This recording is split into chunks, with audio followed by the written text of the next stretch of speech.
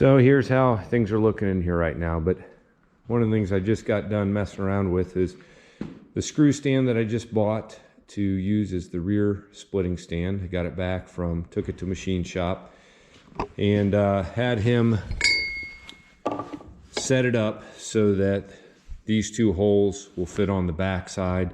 I had to oblong these because I gave him wrong measurements. This is my fault why this looks so bad. He had this thing looking really nice. But this will fit on the engine side on the bolts on the bottom. I had him make it so he just drilled a hole in the top of the screw stand. It's got a pin. The pin is removable. So if I want to use different things, I can. Pretty slick that he thought that. So what I'll do with this, since these two holes are covered on the bottom side by the screw stand, is I'll bolt that piece up to the bottom of the tractor and then move my screw stand up and fit that pin in, and then screw it up in order to secure the back part, which I'll show when I do that. One of the other things I did was, just so my screw doesn't have to be so tall, is I put it on 6x6s and I bolted it to the two outside ones, the inside one. If I raise up on this, oh, the thing is very heavy. Yeah, anyway, this one's not screwed to anything, but for security of when it's on there, that'll give me a nice big base. I made it a little bit wider than the stand, so again, it will be very secure when I get it on the tractor.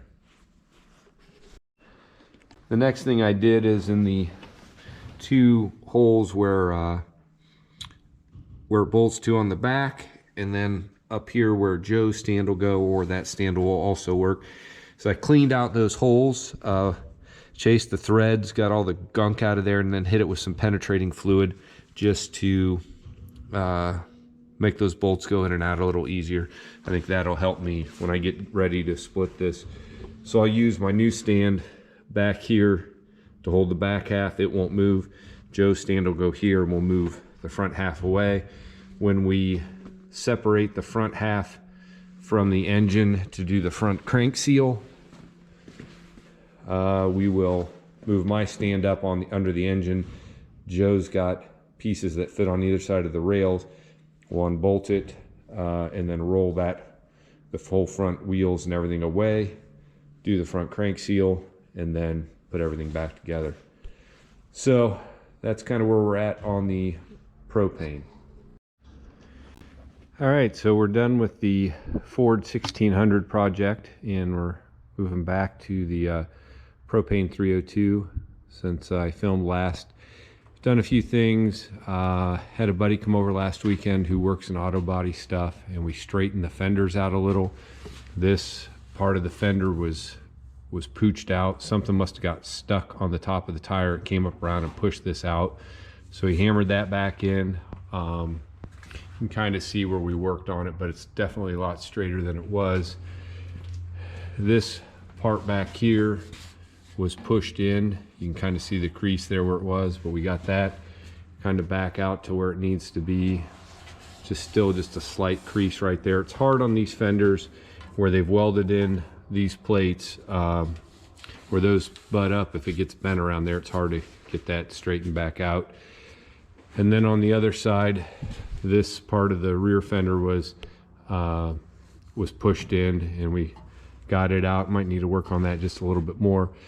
But while I was doing that, I took the lights out, went through the lights, got them working, rewired back here my harness where I put quick connects on, ran new wiring in and everything, just to get everything was round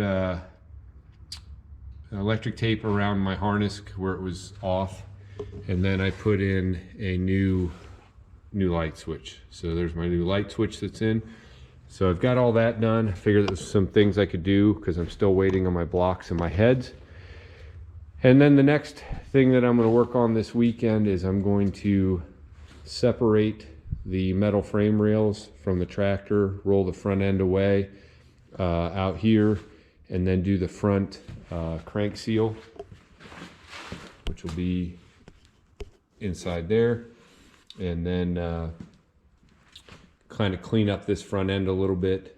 Right now I've moved my big stand up and I have it bolted here to support the engine in the back of the tractor, and then I'm in the process of putting Joe Pro's splitting stand onto the frame rail here. What I need to do tonight is I need to drill a hole through to catch that, put a bolt through to give this stand some support so it doesn't wobble back and forth. And then it doesn't take much because it's not very heavy. With these frame rails, are not very heavy to roll away. And then I'll roll them away by taking out those two bolts there. And then I think there's 4 bolts up here. 1, 2, 3, 4. Take those off and roll the whole front axle away and the front tires. And then I can get at that front crank seal and do that. One of the other things, Chris Quatman hooked me up with, I needed to get an Amplitorque to put in this tractor since it was removed at some point. So he sent me the torque, the levers around here someplace. He did tell me it was kind of, mentioned the parts that needed to be revitalized in this torque to make it good. So last night I went over and we pressed apart the shaft and we put in new plates, but as you can see on this one, all the ears are broken off. And then a lot of these other discs, the ears are smaller or cracked, or I mean, it definitely needed new plates put in it. So those go into this part of the torque, which then fits into the basket there, which then drives the rear end of the torque. Of course, my phone's gonna ring right now. In order to, I didn't understand, this is my first time messing with the torque, so I'm gonna try to be as descriptive of going through this as I can. So this shaft fits over a shaft in the engine. And in order to get these plates off, I was kind of confused how to do it. I talked to Wendell Everett. Wendell said, this is how you adjust your torque when it snaps in. And it's on threads here. Those threads are, and we're looking at the parts book, attached to this, this gear. And then if I can show inside, that goes in and there's a little lip in there. So what you have to do is press that gear off the back. So it's going to get pressed off that direction. So we put it in the, undid the roll pins out of this, which is what actuates it. Screwed this down to reveal those threads. This is a sleeve that goes over the smooth piece, and this here is a sleeve that fits over the shaft also. So we put something solid on either side of the piece that screws here, put I think it was 1 1/8 socket down in, which fit perfectly in there, and then pressed the shaft out. Once the shaft's out, you unscrew this. You can take your plates off, take your clutch plates off, put the new clutch plates on, matching the order that they came off in, and then put it back together, and then we pressed it all back together. So it didn't take long, wasn't bad. Inside, underneath, so this butts, the threads butt up against this collar that's pressed on there. And underneath those threads in that area is another spline. So when it comes off, and there's the shaft is splined underneath that piece in order to join it up. So that piece, other than putting the pins back in and putting back together the piece that goes on here with the ears on it, that then the lever attaches to actuate the high and the low, I got to put that back together. On this part, Joe Pro stopped by this weekend, and so we were looking at this piece, and it, and if I can do this without jumbling the camera around a ton, I'm going to do this. This piece comes apart, and so this hub here, it bolts onto this the front piece here, and I'm not probably going to do great on my terminology because it's my first time messing with one of these, but your sprag rides on this, and it's ridged pretty good right here. So called Wendell Everett, he has one of these that's in better shape than this one. He's going to send it, but you can see down in there, your sprag is the middle. In the middle here, I got a new one of those coming because this one is definitely worn. And then it's got the needle bearings on either side, which are not in bad shape. So we'll have to put those in, and once that's done, then we'll be in pretty good shape to split the tractor. I'm going to check the clutch, the flywheel, everything, and then we're going to put the torque in and just go through that end of it. So slowly but surely, I talked to my machine shop guy today. He was working on my blocks, boring them for the new pistons, and he was working on the heads. I'm really hopeful to get those back here in the next week or so. So then I'll go into the engine after I get the front crank seal done. I'm probably going to, for this engine rebuild, it's easier to work on these engines if you take off the this side rail here. Camera's kind of acting up. I don't know what it's doing.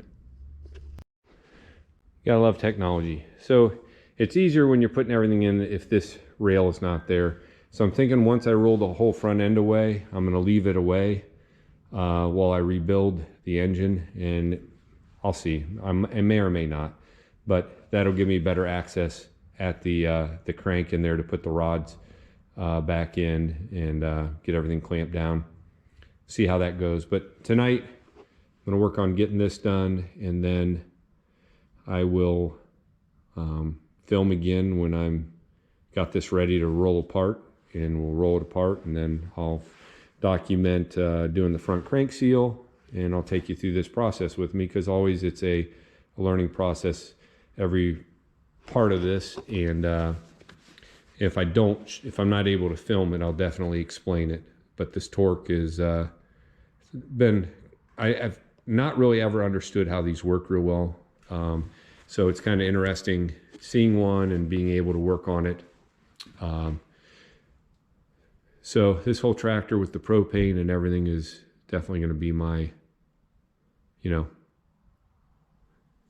education for, I guess, the winter of spring of 2022. So, all right, I'm going to get to work on this stand, getting everything set up right, and then we'll keep going on this process. All right, so I got everything set up. One thing I had to do is I had to unhook the power steering lines going to the hydraulic cylinder that does the steering on the 70s. It runs up to there, so I needed to unhook those and kind of drain those a little bit. Got my hole drilled through one of the frame rail holes in order to give some support to that. I've got my bolts out, the 1-2 bolts there, and the 1, 2, 3, 4 up front, and the 2 on that side. So I think I'm ready to roll the whole front end away from the engine. So I'm going to do that now. All right, I cleared a path out, so everything should roll pretty smooth. And I'm just going to grab a hold and gently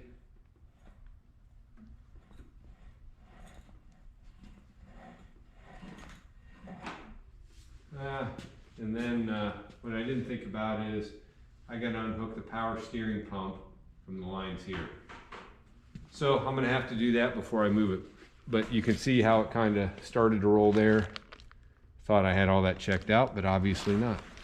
All right, after a slight pause, I had to drain the power steering pump and all that. So actually this is the next day, 2 days later from when I had to stop. But anyway, I think we're ready to go now. I think we're loose all the way around. So just give it a good slow pull.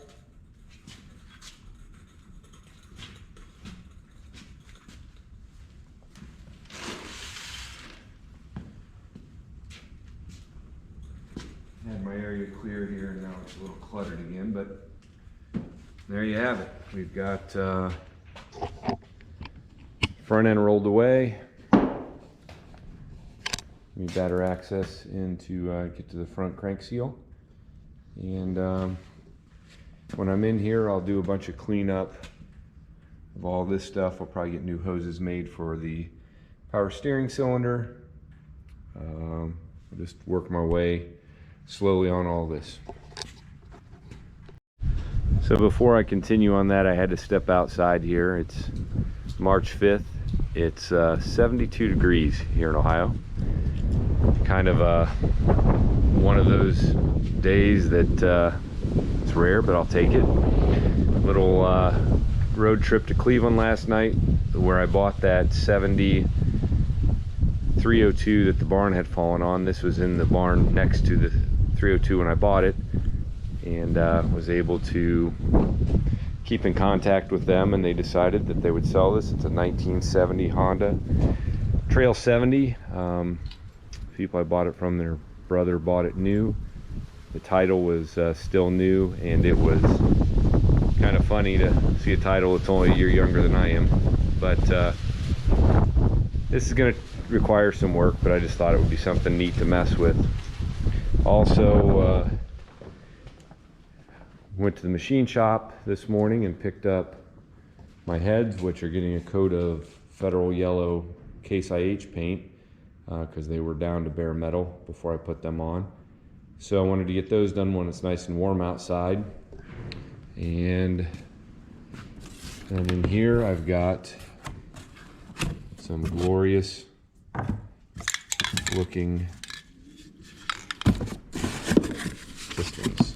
So these are my pistons that are going to go in. Yep, they're Ross Racing pistons. They're ready to go in.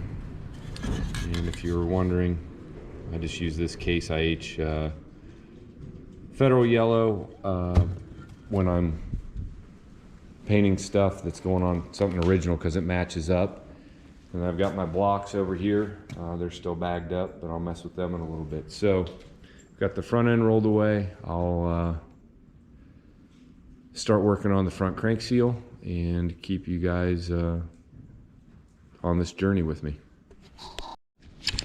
All right, so I've got the front pulley off. Used a gear puller. It just slid off. It's got a key in there. Slid off pretty easily. It's the bolt that holds it on with the washers. And the 4 bolts that then hold on this cover here. So I popped it, and there's my seal right in here, which I'll pop out and put a new one in. And then I'll put a new gasket around it also. There's where your governor is. So if you haven't been into one of these before, that's kind of what it looks like up here. So I'm gonna do the work on getting my seal put in and getting my gasket ready, and put this thing back together here in a few minutes, and go from there. All right, there's the new seal in that front cover. I've already got the gasket on there, put a little Forma gasket on it just to make sure. So then I'll be taking it over and putting it on and screwing it, bolting it back on there on the shaft. I put a little WD-40 on to help it slide on. I kind of cleaned off this whole front plate so that it's getting rid of some of the old grease on there. So we'll put that back on, and then we'll put the pulley back on, and we'll be done with this. And just like that, it's done. Didn't take long at all, maybe a half hour. I did clean up the outside surface of the pulley that comes in contact with the rubber on the seal. I just ran the wire wheel around it and wiped it down good, and then put some WD-40 on it so it would slip in. But just to clean it up, and it's back together. So hopefully that'll keep that from leaking in the future. Not that it was leaking now, but when you get down to this point, I've found that it's better to replace these things when you're here than get everything back together and realize that it's going to be leaking. So I'm going to go get busy probably now and clean up all this mess in here, just scrape it all off, and just keep plugging away at getting closer. I need to put the studs back in the top of the blocks, prep those. My paint is drying on my heads, and just slowly but surely making some progress. Of course, the torque's laying there. I got to get to that at some point, but we'll do that after we get the engine back together, and then we'll split the tractor and work on the torque and look at the clutch and all of that.